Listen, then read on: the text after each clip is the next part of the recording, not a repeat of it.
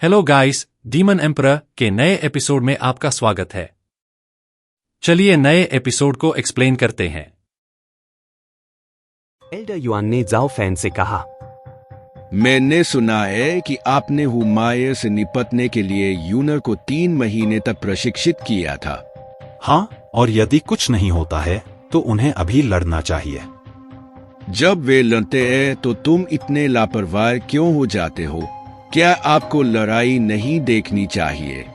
जाओ फैन ने मुस्कुराते हुए कहा। क्यों, जब यूनर की जीत स्पष्ट है। फिर जाओ फैन ने चुटकी बजाई और अपनी नीली फ्लेम प्रकट की और उसने कहा, सच कहूं तो मैंने उस लड़की पर बहुत मेहनत किया है। जाओ फैन की नीली फ्लेम देखकर एल्डर युआन हैरान रह गए। तब जाओ फैन ने एल्डर युआन से कहा, मैं एक अल्केमिस्ट हूं और अपनी यात्राओं के दौरान मुझे यह फ्लेम मिली। यह फ्लेम सोल की रक्षा भी करती है और उसे हानि भी पहुंचा सकती है। मैंने इसका उपयोग सोल बीड प्रतिकृति और अजूरा बीड के लिए किया।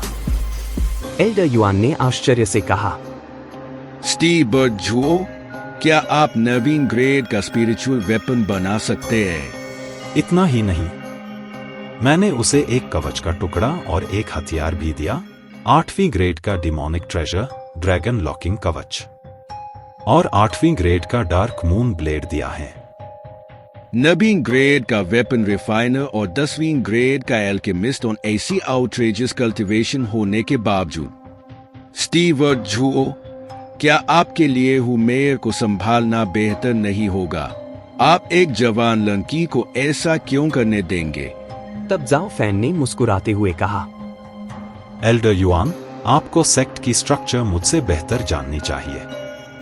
हुमायूं कोई नहीं है, अगर वह तस्वीर से बाहर है तो शायद ही कोई मायने रखता है। मैं उसे एक झटके में मार सकता था, लेकिन उसे सिर्फ आज के लिए जाने दिया था।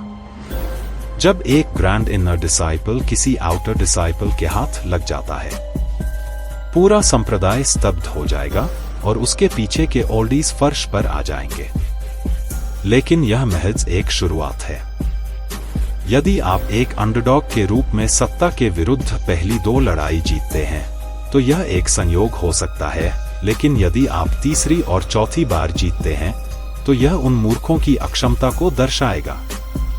एल्डर युआन ने आश्चर्य से कहा, आप संप्रदाय की व्यवस्था को पलटना चाहते हैं?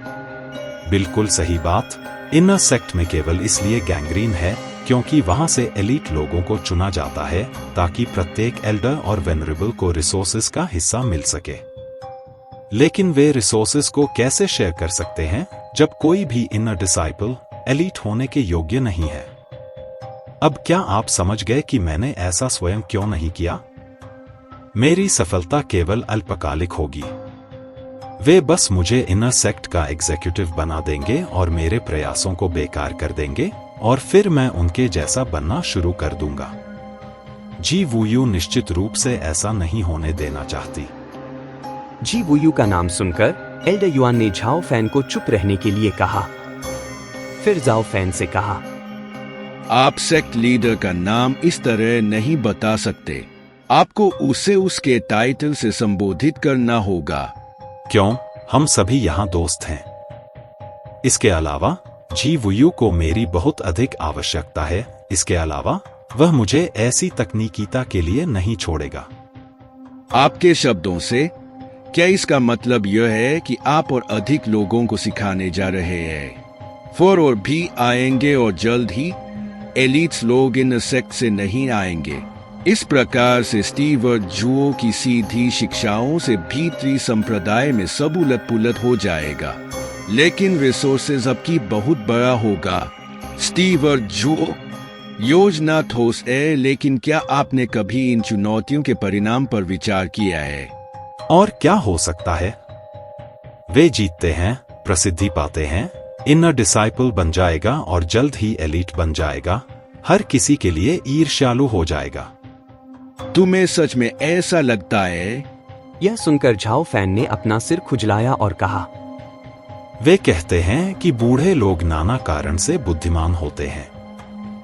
हाँ, यूनर से शुरू करके मैं इनर सेक्ट में किसी को भी आसान समय नहीं दूंगा। स्टीव और जुओ का दिल एक दर्पण की तरह है जो हर पर्दे को छेदता है। इसका मतलब है कि ये सभी बच्चे आपके हाथों पीड़ित होंगे।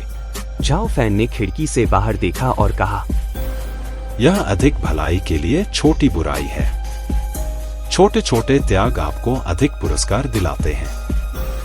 सैनिक वहां इस्तेमाल करने और फेंक देने के लिए होते हैं। इस बार मैंने पानी का परीक्षण करने के लिए एक ही पानी का उपयोग किया, यह जानते हुए कि यह कभी वापस नहीं आएगा।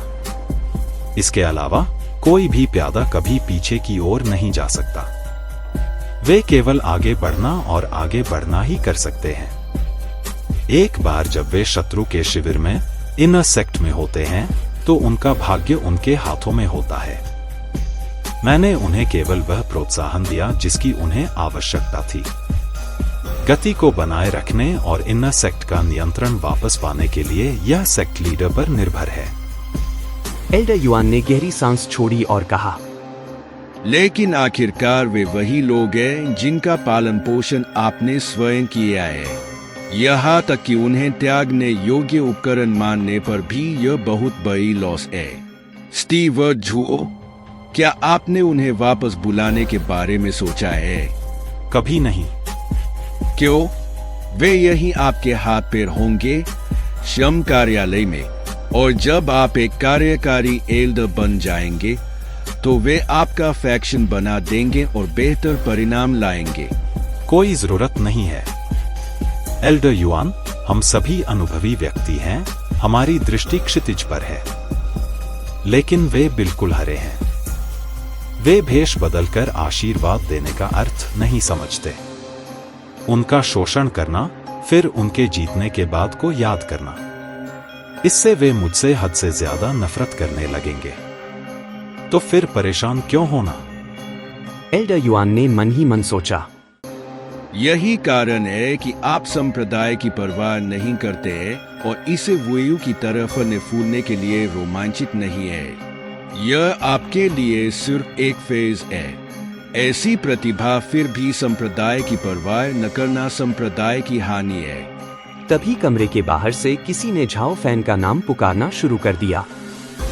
उस आवाज को सुनकर झाओ फैन ने कहा, देखो, कोई लैंग पहले से ही यहाँ है। यूनर की जीत मुफ्त विज्ञापन थी। मुझे यकीन है कि वह अपना बच्चा भी लेकर आया होगा। स्टीव और जुओ सही है।